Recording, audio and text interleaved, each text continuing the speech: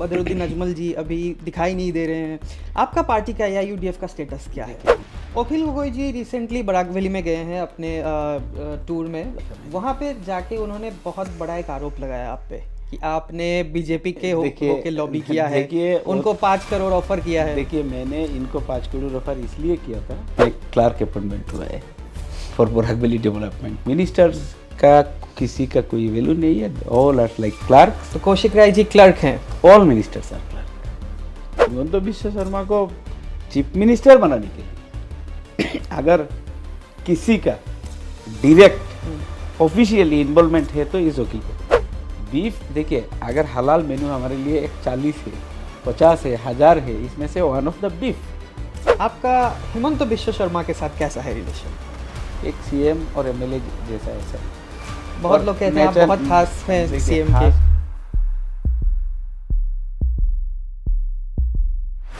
नमस्कार, आप देख रहे हैं इंडिया टुडे एनी और मैं हूं रिजॉय दास कानूनगो। आज हमारे साथ हैं सुनाई क्षेत्र के एमएलए करीमुद्दीन बड़बुइया जी। करीमुद्दीन जी, बहुत बहुत स्वागत है आपका इंडिया टुडे एनी में। आपको भी स्वागत है। थैंक यू, आपको भी धन्यवाद। हाँ, सबसे पहले मैं आपको यही पूछना चाहूँगा कि कैसे हैं? बस ठीक है, मेरे तरफ से भी टोटल इंडिया टुडे आज तक सब ग्रुप को पूरा मेरा न्यू ईयर्स का शुभेच्छा है। अच्छा रहे, आप सब अच्छा जाए, यही मेरा कामना है। असम की पॉलिटिक्स में आप एक नाम हो के उभरे हैं। आपको क्या लगता है असम की पॉलिटिक्स किस तरफ जा रही है अभी? देखिए, असम का पॉलिटिक्स का फिलहाल एक तरफ पब्लिक का एक ओपिनियन है। असम का लुक क्या है? देखिए, एक सॉफ्ट सोबर है, डेवलपमेंट है, एक दूसरे से मिला हुआ है, जुड़ा हुआ है, एक सोशल बॉन्डिंग है। देखिए, जैसे बंगाल में या त्रिपुरा में या अदर स्टेट में जैसे बहुत सारा एग्रेसिव पॉलिटिकल पार्टीज़ के बीच में कन्फ्रंटेशन रहता है, हमारा इधर ऐसा नहीं है। हमारा एक कल्चर मिला जुला, सबसे एक फ्रेंडली रिलेशन है और डेमोक्रेटिक प्रोसेस में ही सब कुछ होता है। बट आज का डेट में जब हिमंत बिश्व शर्मा जी जब चीफ मिनिस्टर बनाए, उसका बाद इनका एक ही कोशिश है कि डिवीज़न किया जाए पॉलिटिक्स को, एक हिंदू एक साइड में और एक साइड में मुसलमान हो। ये ग्राउंड रियलिटी नहीं, ये सच्चाई नहीं है। अपर असम में देखिए, मैं लास्ट बाई इलेक्शन का ही मैं एग्जांपल दे रहा हूँ। लास्ट बाई इलेक्शन में देखिए, दोलाई क्षेत्र में हाँ, मेरा एकदम एडजेसेंट है। आज तक दलाई में इतना कम वोट बीजेपी को नहीं मिला है। लास्ट पार्लियामेंट इलेक्शन में 50,000 प्लस लीड था। इससे पहले 21 में 30,000 था, आपका 16 में भी 30,000 प्लस था। मैं 3-4 इलेक्शन का देखिए, अभी ओनली 9,000 वोटों से जीता और ख़ास करके मुसलमान वोट कुछ मिला है इसलिए जीता है। ये एक ज़्यादा एक्सरसाइज हिंदू मुसलमान जैसे अदर्स कॉन्स्टिट्यूएंसीज में भी बीजेपी का वोट शेयर काफ़ी कम हो गया है बिकॉज ऑफ हिमंत बिश्व शर्मा का जो डिवीज़न का पॉलिटिक्स है, हिंदू मुसलमान का पॉलिटिक्स है, ये ग्राउंड में पब्लिक और एक्सेप्ट नहीं कर पा रहा है। फिर भी बीजेपी तो बहुत अच्छा परफॉर्म कर रही है। अच्छा कर रहा है तो देखिए, आपका हाइट ज़्यादा इसलिए है कि मेरा हाइट बहुत कम है इसलिए। अच्छा, आप कोई 3 फीट का एक हो और उसका सामने कोई 2.5 फुट का एक लेके आए तो नेचुरली आपको ये हाइट ज़्यादा बोलेंगे। तो बीजेपी जीत रहा है क्योंकि कांग्रेस आई डोंट नो क्यों कॉन्स्टिट्यूएंसी वाइज वर्कआउट करके सही कोई कैंडिडेट दे नहीं पा रहा है, यूनाइटेडली फाइट नहीं कर पा रहा है। कांग्रेस की बात में हम बाद में आएंगे। अभी आपका पार्टी का स्टेटस क्या है? एआईयूडीएफ का जितना हमने अभी तक सुना है, बदरुद्दीन अजमल जी अभी दिखाई नहीं दे रहे हैं। आपका पार्टी का एआईयूडीएफ का स्टेटस क्या है? देखिए, हमारा स्टेटस फ्रॉम बिगिनिंग, एआईयूडीएफ एक आंदोलन है जहाँ इनजस्टिस हो रहा है, वंचित शोषित। इसमें मैं आपको एक बोलना चाहूँगा, हमारे मुख्यमंत्री ने कहा है कि पॉलिटिकल पार्टी आंदोलन नहीं करती है, तो आप बोले हैं कि अच्छा ठीक है, मैं बोल रहा हूँ। देखिए, ये बात तो मजाक बना दिया बीजेपी ने, जिन्होंने जिस दिन हिमंत बिश्व शर्मा जी ने बोला है पॉलिटिकल पार्टी आंदोलन ना करे, नेक्स्ट डे बीजेपी ने आंदोलन में सड़क पे उतारा है। तो पहले उनका पार्टी का क्लेश लीजिए, बाद में सबको एडवाइस कीजिए, यही मेरा मशवरा है। आपने जो यूडीएफ का बारे में बोला, एआईयूडीएफ 2005 में फॉर्मेशन हुआ था सोशल जस्टिस के लिए, इक्वल जस्टिस के लिए, सबको हक नहीं मिल रहा है। तो आहिस्ता आहिस्ता ऐसा हो गया कि बदरुद्दीन अजमल साहब इसका प्रेसिडेंट है, चेयर पार्टी का सुप्रीमो है, लीडर है। कुछ नेरेटिव ऐसा हो गया कि मुसलमानों का पार्टी है, बट देखिए हमारा भी एमपी आदर्श पार्टी से था, एमएलएस भी था काफ़ी, लास्ट टाइम भी फोनी तालुकदार भी जीता था, ऐसा नहीं है कि।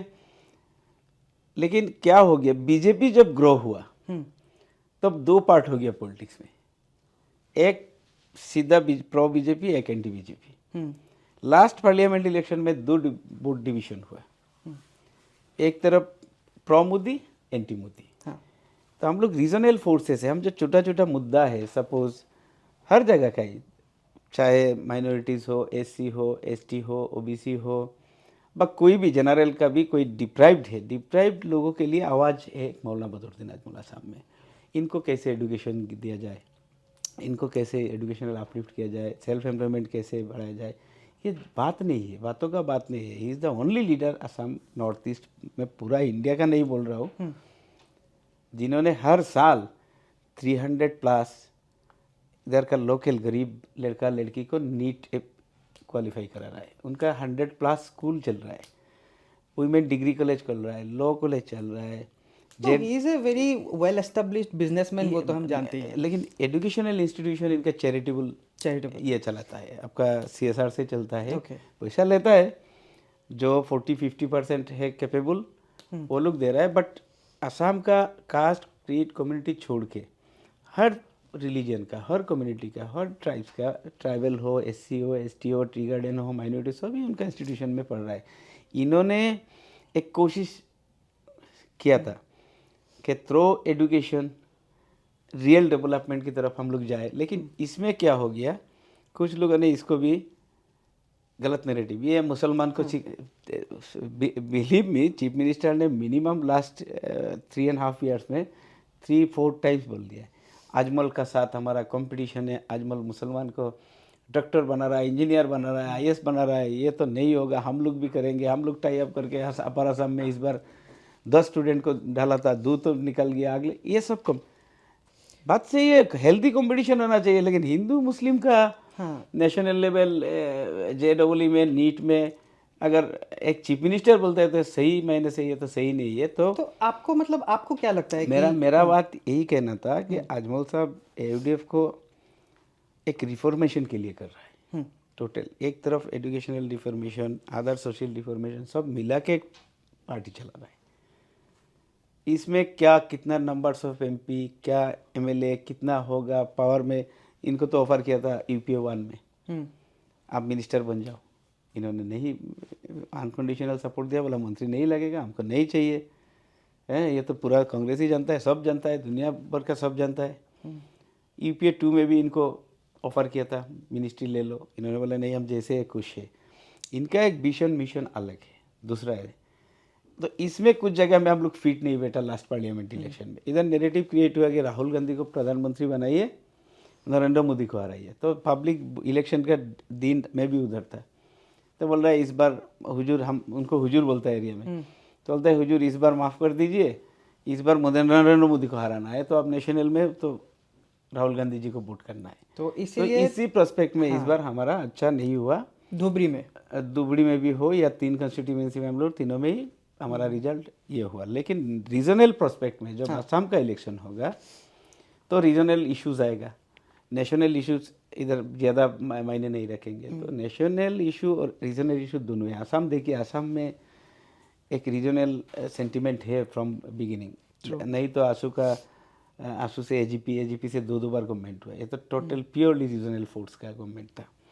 रीजनलिज्म है पूरा नॉर्थ ईस्ट में ही, आप देखिए ना, मेघालय में देखिए, इधर देखिए, सब जगह में रीजनलिज्म एक है। हमारा अपना इश्यूज जो है छोटा छोटा इशू है लेके हम लोग कंसर्न है, but at the time of assembly election तो मेरा मानना है कि असेंबली में काफ़ी अच्छा रिजल्ट होगा हमारा। 2026 के लिए आप लोग पूरा प्रिपेयर्ड हैं? और अभी पार्टी में रिफॉर्मेशन किया है, कुछ चेंजेस किया है, ऑल ऑर्गेनाइजेशन, फ्रंटल ऑर्गेनाइजेशन को जैसे पूरा सजाया गया है। अभी ग्राउंड में पूरा बूथ वाइज कमेटी बन रहा है, ब्लॉक लेवल कमेटी बन रहा है। तो हमें कमबैक देख सकते हैं 2026 वो में? तो है, अभी भी 15 MLA है हमारा, तो वो कोई इशू नहीं है। हम लोग इन बिटवीन 12 to 18 यही हमारा लास्ट ये था। और पार्लियामेंट में 3 मेंबर हाईएस्ट था, 1-3। तो मेरा हिसाब से तो नेक्स्ट इलेक्शन में अच्छा होगा, बुरा तो नहीं होगा, अच्छा ही होगा। क्या AIUDF गवर्नमेंट बना सकती है? आज का डेट में तो AUDF गवर्नमेंट नहीं बना सकता है, लेकिन इंडियन पॉलिटिक्स जिस हिसाब से जा रहा है, जैसे आज का डेट में जो सेंटर में गवर्नमेंट चला रहा है भारतीय जनता पार्टी, बीजेपी भी सोच भी नहीं सकता, हम कैसे सोचेंगे। नरेंद्र मोदी जैसा स्ट्रांग मैनेजर, अमित शाह जैसा स्ट्रांग मैनेजर भी अभी कॉन्फिडेंटली नहीं कह सकता है कि हम लोग अकेले में सरकार बना लेंगे कोई स्टेट में। तो AUDF कैसा जैसा पार्टी, देखिए ये बात तो सही है, अगला इलेक्शन में एक रोल तो रहेगा हम लोगों का, मतलब प्रेजेंस देखा जा सकता है। हाँ प्रेजेंस देखा जा सकता है। देखिए आज का डेट में क्या है, अभी कंसेप्ट पूरा इंडिया का नैरेटिव ये है मोर डेमोक्रेटिक हो गया। मेरा हिसाब से ये तो डेमोक्रेसी का ब्यूटी है, छोटा छोटा पार्टी अपना हक अदा कर रहा है, पब्लिक भी ऐसा मैंडेट दे रहा है। पार्लियामेंट में क्या मैंडेट दिया है, मैं जो बोल रहा हूँ वही मैंडेट दिया है कि कम से कम सब मिल के चलाओ, यही तो। एब्सोल्यूट मेजोरिटी तो बोल नहीं सकते अभी, तो दिया भी नहीं, एब्सोल्यूट मेजोरिटी है ही नहीं। पार्लियामेंट में भी नरेंद्र मोदी, अमित शाह जैसा मैनेज मास्टर, योगी आदित्यनाथ, हिमंत बिश्व सब मिलके भी लड़ा था, फिर भी देखिए ना, तो एब्सोल्यूट मेजोरिटी नहीं है। तो मेरा हिसाब से आसाम में भी हर छोटा पार्टी का भी रोल रहेगा, बड़ा पार्टी का भी रोल रहेगा। तो आफ्टर इलेक्शन ही डिसीजन होगा कैसे। आपका कैसा रोल रहेगा 2026 में? मैं तो एंटी बीजेपी एक गवर्नमेंट हो, यही मेरा मन में है। और लास्ट टाइम भी मैंने काफ़ी कोशिश भी किया था कांग्रेस का साथ अलायंस करने में। मेरा पार्टी हाईकमांड ने मेरे को और अमीनुल इस्लाम साहब को भी रिस्पॉन्सिबिलिटी दिया था। इस तरफ जितेंद्र सिंह जी थे, एट दैट टाइम रिपोन बड़ा कांग्रेस प्रेसिडेंट थे। हम लोग सब मिल के एक अच्छा पहल भी किया था और सक्सेसफुल भी हुआ था। कांग्रेस या UDF मिल के इलेक्शन लड़ा था। बट रीजनल जो दो फोर्सेस है, एक अखिल गोगोई जी और एक है लुरिन ज्योति गोगोई जी, इन लोगों को भी हम लोग रिक्वेस्ट किया था हमारा गठबंधन में आ जाइए। तो इन लोगों ने last time I don't know क्यों अलग से इलेक्शन लड़ा और हम लोग सिर्फ 12 सीट के लिए गवर्नमेंट नहीं बना पाया। हम लोग 17 सीट से अपर असम में 3000, 4000, 600, 800 ऐसे बूथ से हारा था। अखिल गोगोई जी रिसेंटली बराक वैली में गए हैं, अपने टूर में बराक वैली गए हैं, 2 दिन रहे भी हैं। हाँ देखा मैंने। वहाँ पे जाके उन्होंने बहुत बड़ा एक आरोप लगाया आप पे कि आपने बीजेपी के देखिए, होके लॉबी किया है, देखिए, उनको 5 करोड़ ऑफर किया है। देखिए मैंने इनको 5 करोड़ ऑफर इसलिए किया था कि आप अलायंस में आ जाओ। मैं खुला मन से बोल रहा हूँ, अखिल गोगोई अगर मानता है, अगर कई भगवान, वो तो आई डोंट नो भगवान मानता है कि नहीं, उनका बच्चा और बीवी का कसम खा के मेरे सामने लाई डिटेक्टर में, फिर भी उनका बारे में लाई डिटेक्टर आ जाता। लाई डिटेक्टर का सामने अगर बोल सकते हैं, मैं हॉस्पिटल में गया था, जाके इनको बोला था कि मैं आपको 5 करोड़ दूंगा, आप हमारा साथ अलायंस में आ जाइए। लेकिन उनका कहना है कि पार्टी फंड में before election, at that time he was not MLA नहीं था। तो देखिए अखिल गोगोई जी को सब जानता है, इनके बारे में मेरे को कुछ कहना नहीं। एक लाइव दोनों का डिबेट हुआ था आफ्टर पार्लियामेंट राज्यसभा इलेक्शन, उसमें वो भाग के चला गया था। अखिल गोगोई जी मेरे से डिबेट से, लाइव टीवी डिबेट से वो भाग के चला गया था। तो ये पूरा असम का जनता जानता है उनको। और अभी जो चल रहा है, देखिए वो तो कोई इशू नहीं है, कोई जाएगा तो अभी ऑफ सीजन है, कोई भी कोई लेके जाएगा तो थोड़ा होगा, आदमी लोग आएगा, 1000-2000 तो आएगा, मीटिंग चलते रहेगा। और आई डोंट नो अभी चीफ मिनिस्टर हिमंत बिश्व शर्मा, मैं तो चीफ मिनिस्टर नहीं हूँ। अखिल गोगोई जी जब भी बराक में जाएगा, जहाँ भी जाता है, लोअर असम में भी जाता है, दुबड़ी में जाता है, ग्वालपाड़ा में जाता है, बड़पेटा में जाता है, गाली तो मेरे को ही देता है। मौलाना बदरुद्दीन आजमल सबको भी देता है, मेरे को तो बहुत ज़्यादा गाली देता है। आई डोंट नो, गाली देना चाहिए चीफ मिनिस्टर को, हटाना है चीफ मिनिस्टर। प्राइस हाई किसने किया? चीफ मिनिस्टर ने किया। अगर दिक्कत आ रहा है जनरल पब्लिक का, चीफ मिनिस्टर की वजह से आ रहा है। डिवीजन, बोर्ड डिवीजन कर रहा है, हिंदू मुस्लिम कर रहा है चीफ मिनिस्टर, और गाली मेरे को क्यों दे रहा है? मेरा ये काउंटर क्वेश्चन है अखिल गोगोई के लिए। हाँ, क्या इन सब चीजों के बाद भी आप अखिल गोगोई के साथ एक मंच में हम आपको देख सकते हैं बीजेपी के अगेंस्ट में? देखिए मैं एक बात बताऊँ आपको, अखिल गोगोई से मेरा पर्सनल रिलेशन बुरा तो नहीं, अच्छा ही बोल सकते हैं, ऐसा नहीं। और लास्ट फर्स्ट टाइम जब बराक में गया था, मेरा ऑफिस में भी बैठा है, चाय पिया, वो बात अलग है। एक टोटल नॉन पॉलिटिकल था। पॉलिटिकल आरोप प्रत्यारोप रहेगा, but end of the day anti BJP stand के लिए मैं पर्सनली कुछ भी कर सकता हूँ। बट बहुत लोगों का ये कहना है कि आप बीजेपी के होके लॉबी करते हैं। देखिए मेरा स्टैंड हमेशा तो विल स्पीक। पॉलिटिक्स में देखिए, पॉलिटिक्स में ऐसे किसी ने बेबुनियाद आरोप लगाने, कुछ तो ऑथेंटिसिटी होना चाहिए। हमारा पार्टी लास्ट टाइम 14 सीट था, हम लोग 14 ही सीट एडजस्ट करके कांग्रेस का साथ अलायंस किया, क्योंकि टू प्रोटेक्ट बीजेपी या टू चेक बीजेपी या to defeat BJP. Okay, number 1। Number 2, parliament election आया, हम लोग का जहाँ 3 MP है वही 3 हम लोग जहाँ जीता था 3 में ही हम लोग लड़ा। अदर कम से कम 6 सीट्स में हमारा MLA था। सिलचर में भी मेरा कम से कम तो अपना कैंडिडेट डालने से तो 3rd पोजीशन में तो जा सकता था। मंगलदोई में है हमारा कोलियावर, पुराना जो ओल्ड कॉन्स्टिट्यूएंसी है, इसमें भी है।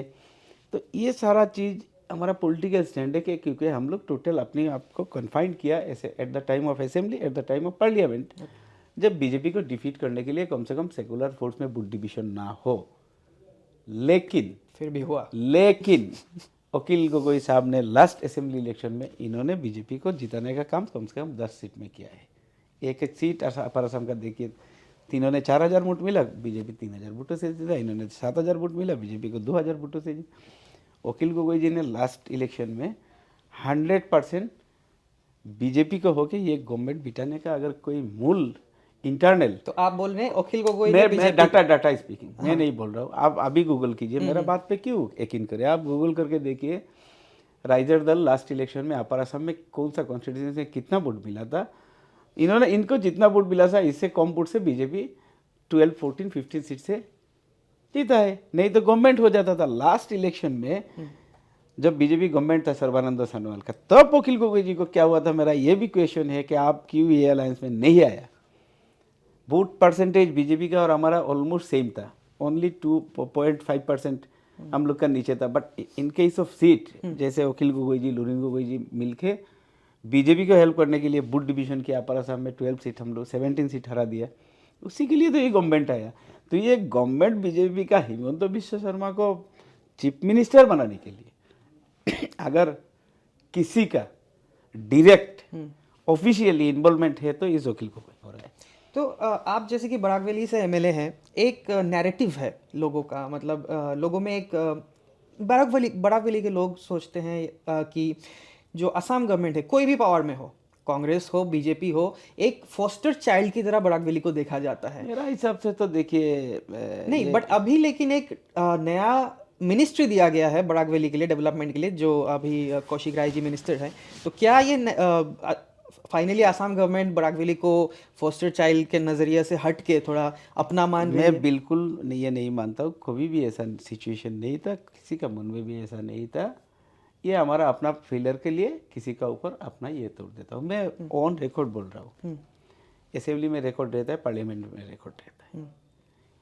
जो हमारा मेजर प्रोजेक्ट, यूनिवर्सिटी हो, मेडिकल कॉलेज हो, NIT हो, हैं, ये तो मोइनुल चौधरी साहब ने किया, संतोष मोहदेव ने सपोर्ट किया था यूनिवर्सिटी के लिए, लोकल स्टूडेंट ने आंदोलन किया। बट जो एक्सप्रेस हाईवे, रेलवे लाइन हो, ये सब के लिए बराकवेली का जितना रिप्रेजेंटेटिव है, कितना बार असेंबली में मुद्दा उठा, मैं अपना ये पक्ष नहीं रख रहा हूँ, मैंने उठाया 2 बार 3 बार 4 बार, वो अलग बात है। मैंने 10 बार 17 बार दिल्ली गया, वो बात अलग है। लास्ट यही तो 6 दिन पहले भी गए, ये एक्सप्रेस है 7 किलोमीटर के लिए एक्स्ट्रा, वो बात अलग है। कोई मुद्दा ही नहीं उठाएगा, सब अपना आता है, मेरा कॉन्स्टिट्यूएंसी, मेरा घर का सामना, रास्ता 2 किलोमीटर कर दीजिए, नेचुरल जो काम है। इतना एक कंसेप्ट था MLA मिनिस्टर्स का बराकवेली का। मैं स्पेशली किसी को नहीं बोल रहा हूँ, सबको ही बोल रहा हूँ, है सबको ही बोल रहा हूँ।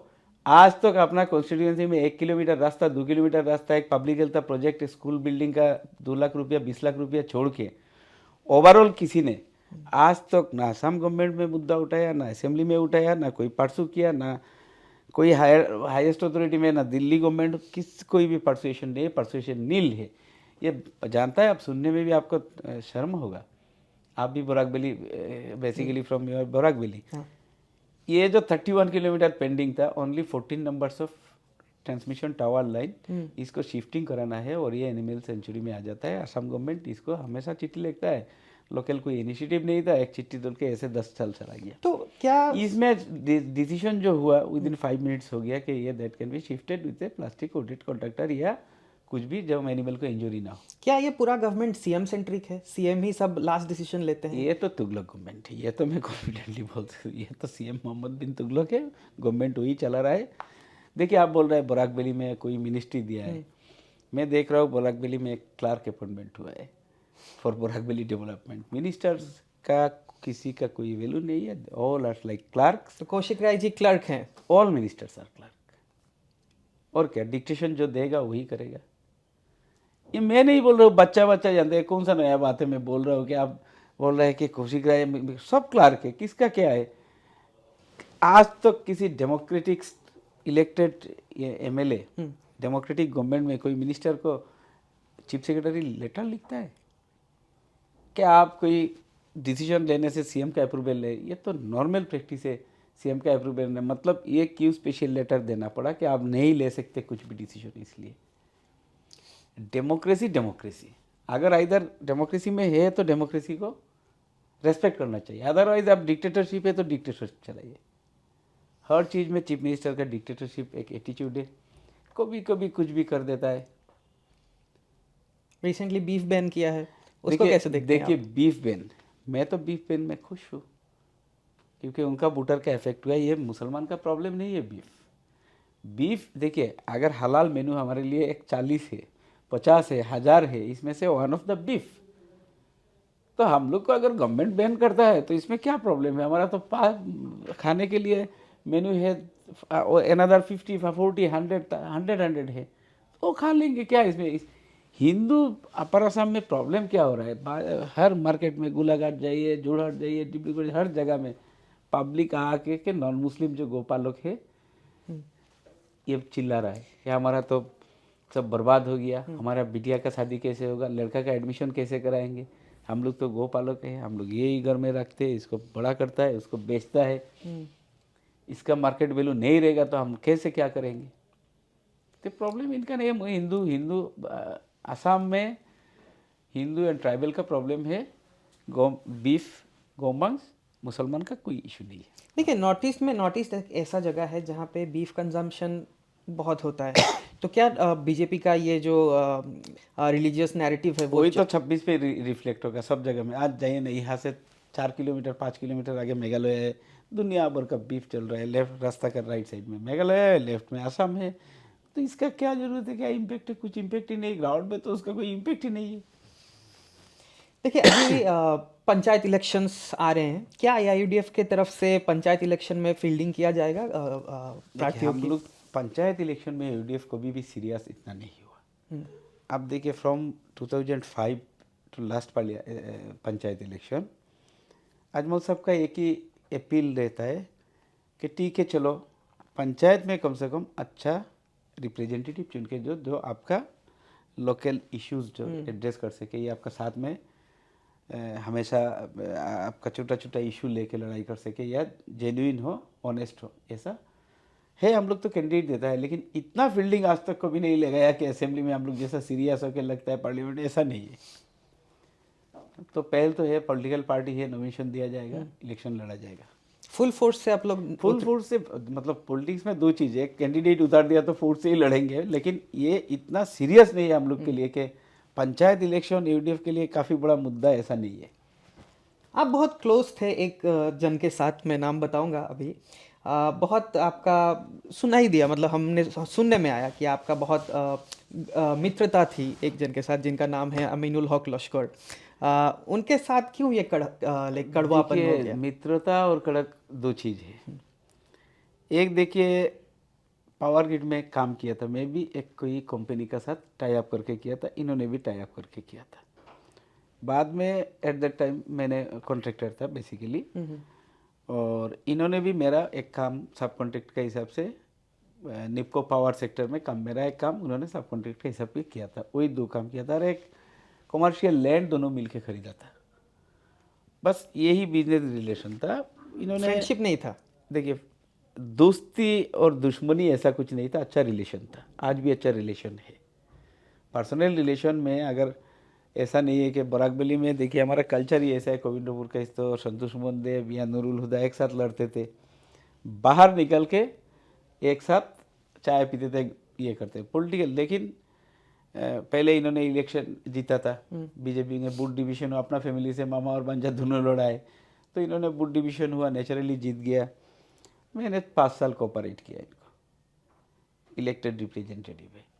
लास्ट इलेक्शन मैंने जीता, उनका बाद इन्होंने एक के बाद मेरा एजुकेशन क्वालिफिकेशन लेके केस कर रहा है, कभी ये लेके कर रहा है, कभी पर्सनल लेवल पे वो इतना नीचे आ गया। अभी देखिए पब्लिक का सामने क्या हुआ, आज सुनाई में आप जाके, मैं आपको ऑनेस्टली बोल रहा हूँ, कोई भी बाजार में चाय का दुकान में बैठिए, अब ऐसे चुपचाप चाय पीते रखिए, थोड़ा भीड़ भाड़ वाला जगह में, एनी प्लेस सुनाई कॉन्स्टिट्यूंसी में, कोई ना कोई किसी को बोलेगा, है तुम झूठ बोल रहे हैं, ऐसे नहीं होता, तुम आमीनुल मर रहा है। मतलब झूठ बोलने का एक एग्जाम्पल आमीनुल से दिया जाता है। यही 2-3 दिन में एक प्रेस मीट किया या कुछ टेलीविजन में इंटरव्यू दिया, 800 करोड़ वाला इरिगेशन वाला रिजेक्ट कैंसिल हो गया। एक्चुअली 2 प्रपोजल था, एक था रुकनी रिवर में 799 करोड़ का प्रोजेक्ट, एक है सुनाई रिवर में 799 करोड़ का 2 प्रोजेक्ट इनिशियली इनिशिएट किया था।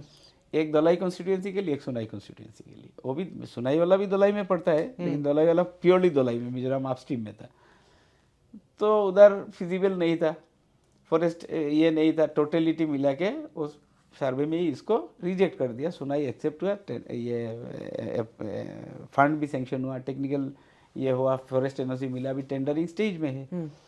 तो वही बोल दिया कल ये तो रिजेक्ट हो गया, तो अमीनुल बोला है तो मतलब झूठ होगा ही, यही एक कंसेप्ट सुनाई में हो गया। अदरवाइज मेरा उनसे पॉलिटिकल कोई मतलब इतना ये नहीं है कि उसको हम, वो तो एक्सीडेंटल एमएलए था, एक्सीडेंटल जीत गया, बीजेपी का वोट से जीता था, अपना वोट बैंक तो है नहीं है, तो वो मैं सीरियसली इनको पॉलिटिकल हिसाब से सीरियसली बिल्कुल नहीं लेता। तो अभी तो वो कांग्रेस में है, क्या हम एक साथ आप दोनों को देख सकते हैं अभी एंटी बीजेपी स्टैंड में? देखिए आमीनुल को लेके पॉलिटिकल इतना सीरियस सोचने का नहीं है, वो बात तो अलग है। दलाई में एक दिन कैंपेनिंग में गया था कांग्रेस पार्टी का, फर्स्ट सेकेंड डे पार्टी इनको बोला आप मत आइए, अब आने से पब्लिक नाराज हो जाता है, गुस्सा हो जाता है, ये एक्सीडेंटल एमएलए, वो बात अलग है। इनको राजनीति में इतना ये नहीं है। आपका हिमंत बिश्व शर्मा के साथ कैसा है रिलेशन? एक सीएम और एमएलए जैसा ऐसा ही। बहुत लोग कहते हैं आप बहुत खास हैं सीएम के। खास कुछ नहीं है, एक बात तो है, एक साथ यूथ कांग्रेस किया था, तो अगर वो चीफ मिनिस्टर हो गया, मैं अपोजिशन का एमएलए हूँ, ऐसा तो नहीं है कि जाके रोज लड़ाई करूँ। इशू में सीएम का उंगली में उंगली डाल के मैं ही ज़्यादा बोलता हूँ, काफ़ी एमएलएस है वो भी बोलता है, और मेरा स्टैंड भी हमेशा पॉलिटिकल स्टैंड अगेंस्ट बीजेपी ही है। तो इसका मतलब है हाउस ऑफ लीडर को इग्नोर करूँ अगर कोई ड्रग्स के लिए, मैं सिंपली आपको बता रहा हूँ, जब वो चीफ मिनिस्टर हुआ ड्रग्स के लिए काफ़ी सारा इनिशिएटिव लिया था, किसी को पकड़ा, ये किया, रेड किया, वो किया। एट दैट टाइम मैंने बोला अगर ड्रग्स के लिए अगर सही में ग्राउंड में कर रहा है तो ये तो अप्रिशिएट करना चाहिए। डेमोक्रेसी में ये नहीं है कि अपोजिशन मैं जितना समझता हूँ, आसाम जैसा स्टेट है, हम लोग सब मिलजुल के चलता है इसमें, है तो इसमें अगर खास झूठ बोल के पॉलिटिक्स नहीं हो सकता है। पब्लिक बहुत अवेयर है, अगर चीफ मिनिस्टर ड्रग्स का खिलाफ है और मैं बोलूँ ये बुरा काम कर रहा है, तब तो अल्टीमेटली क्या होगा। तो मैं इसलिए उस टाइम बोला था, अदरवाइज बाकी कोई स्टैंड में इनको मैं सपोर्ट नहीं कर पा रहा हूँ। अब चीफ मिनिस्टर का यह भी कहना है कि आसाम के पॉलिटिक्स में वो जिनको भी चाहे वो बीजेपी आके ज्वाइन कर लेंगे, क्या आप कभी बीजेपी ज्वाइन कर सकते हैं? देखिए चीफ मिनिस्टर तो कभी कभी कुछ भी बोल देता है, तो हमेशा सबसे ज़्यादा बोलता है कांग्रेस में सारा फ्रेंड्स है मेरा, है सारा मेरा फ्रेंड है। फिर कांग्रेस का साथ पॉलिटिकली फाइट हो रहा है, अगर पॉलिटिकली फाइट हो रहा है तो कांग्रेस का साथ फाइट हो रहा है। रकीबुल साहब को फ्रेंड बोलता था, अभी तो रकीबुल का लड़का को हरा दिया। देखिए वो बात अलग है, चीफ मिनिस्टर एक नैरेटिव क्रिएट करना चाहता है, वातावरण क्रिएट करना चाहता है। ओपोजिशन का कुछ लोग, काफ़ी ज़्यादा लोग मेरे से मिला हुआ है, क्योंकि कॉन्फिडेंस एक का ऊपर ना रहे, ये माहौल बनाने के लिए करता है। बट ये अभी पॉलिटिकल वर्कर, जनरल पब्लिक सब समझ लिया कि देखिए हिमंत बिश्व शर्मा नेचुरली जैसा है, एक्ट करता है ऐसा दूसरा, ठीक है। वो किस सर्कल के है, कैसे चलता है, क्या है, वो सब जानता है पब्लिक। और एकदम एग्रेसिव होके एक स्टेज में जैसे ड्रामा कर रहा है, ऐसे अगर मीडिया का सामने आके बात करेगा तो इसका असर यही होगा जो झारखंड में हुआ था। पॉलिटिक्स को अगर हटा दें, पॉलिटिक्स आप भूल जाइए, हेमंत बिश्व शर्मा और आप, क्या दोस्ती है पॉलिटिक्स को छोड़ के? देखिए, पॉलिटिक्स छोड़ के तो सब एमएलए 126 एमएलए सबका साथ सबका रिलेशन अच्छा है। ये तो देखिए एक हाउस का मेंबर है, is leader of the house, plus पुराना मित्र है, वो तो है, वो तो हम नहीं कर सकते, बोले ना नहीं कर सकते हैं। तो और आसाम का पॉलिटिक्स भी ऐसा नहीं है, हाय हेलो चाय पिए तो चलता रहता है, इसमें कोई इशू नहीं है। कोई आपका संदेश रहेगा बराक वैली के लोगों के लिए, आसाम के लोगों के लिए? एक तो देखिए, डेवलपमेंट ओरिएंटेड होना चाहिए सबको, और बराक वैली का जो हमारा पब्लिक है, deprived Assam, Barak valley Assam valley ऐसा नहीं है, अपने अपने रिप्रेजेंटेटिव से हमेशा डिप्राइव्ड हुआ है। जहाँ हम लोग लोकल रिप्रेजेंटेटिव है, हम लोग का फेलियर है, आज से नहीं पहले से ही, ये तो मानना पड़ेगा। लेकिन अभी कुछ अवेयर हुआ है, सब इश्यूज़ लेके बात करता है, डेवलपमेंट भी हो रहा है, और कनेक्टिविटी तो अच्छा हो रहा है, ऐसा तो बात नहीं है कि नेशनल हाईवे अथॉरिटीज़ ये सब कनेक्टिविटी अच्छा हो रहा है, लेकिन करप्शन तो है साथ में। बराक वैली का इशू क्या है, बराक वैली बॉर्डर से जुड़ा हुआ है, मिजोरम का, त्रिपुरा का या मणिपुर का, तो हमेशा आप देखेंगे इसमें ड्रग्स पकड़ लिया, कल भी ड्रग्स पकड़ा है 20 करोड़ का, 20 करोड़ का हमेशा न्यूज आता है। तो मेरा क्वेश्चन ये भी है कि इतना ड्रग्स पकड़ रहा है, उसका बाद भी आ रहा है, तो बॉर्डर में भी तो कोई ना कोई पुलिस चौकी होगा, ये तो कुछ ना कुछ तो थोड़ा बहुत संदेह होता है, कुछ तो गड़बड़ है, कुछ तो गड़बड़ है बराक वैली में, ये तो है। हमेशा लोग बोलता है कि कोयला वाला भी ये है, सुपारी वाला का भी कुछ है। मैंने देखिए, मैं तो रात टॉर्च लेके नहीं घूमता हूँ, लेकिन एक गसिप है, एक बात है, तो ये चीज़ सारा अगर क्लियर हो तो चीफ मिनिस्टर, देखिए मैं ओपनली बोल रहा हूँ, चीफ मिनिस्टर का हिमंत बिश्व शर्मा जब हुआ तो पब्लिक का एक कॉन्सेप्ट था जे वो कुछ भी नहीं करेगा, काम ही करेगा। इनको जानता था आदमी, पब्लिक जो जिस काम के लिए, जो वो डिलीवरी देता है, कोविड में बोलता है ये डिलीवरी देंगे, फ्लाईओवर ये वाला इस तारीख को रिलीज करेंगे, इतना पेशेंट, उस तारीख को करेंगे गैस, इतना हम लोग मेडिकल का एक्सपांड करेंगे, कोविड के लिए 20 बेड 10 तारीख को डिलीवरी, वो सब होता था। चीफ मिनिस्टर होने के बाद क्या हुआ पता नहीं, हिंदू को गाली देता, गाली दो, मुसलमान को बोलता है, मुसलमान को बोलता है हिंदू मुसलमान, ये cast community, tribes, Bodo non Bodo, Bengali, ये सब चीज़ लेके इतना डिवीजन कम्युनिटीज़ का बीच में लाके पॉलिटिक्स क्यों कर रहा है, डोंट नो।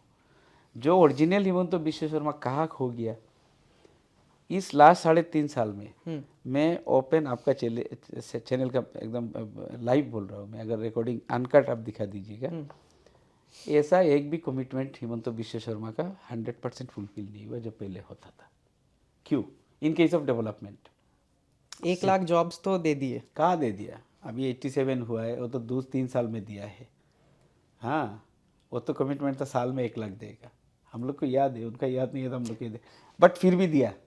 लेकिन ये हिमंत बिश्व शर्मा नहीं चाहिए असम का पब्लिक को। असम को जनता उसी हिमंत बिश्व शर्मा को चाहिए जिन्होंने बोलना चाहिए था मार्च 25 में ये होगा, 26 में ये होगा, सब मिलके डेवलपमेंट करो, डिलीवरी होगा, करप्शन फ्री।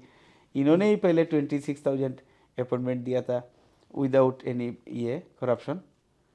तो अभी हर जगह में एक्सेप्ट अपॉइंटमेंट हर जगह में करप्शन है। करप्शन तो अब ज़्यादा हो गया। क्या इसमें फेल हो गया chief minister, either he is involve और इन्होंने फेल किया, दोनों में से एक है, इसमें तो कोई दो राय नहीं है।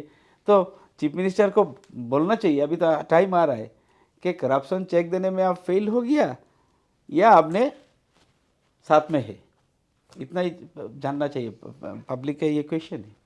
एकदम लास्ट में मैं आपको ऑल द बेस्ट कहना चाहता हूँ 2026 के लिए। Thank you and for your future endeavours also all the best and thank you so much for your time. Thank you so much, आपको भी, आज तक को भी, सबको मेरा शुभकामनाएं है।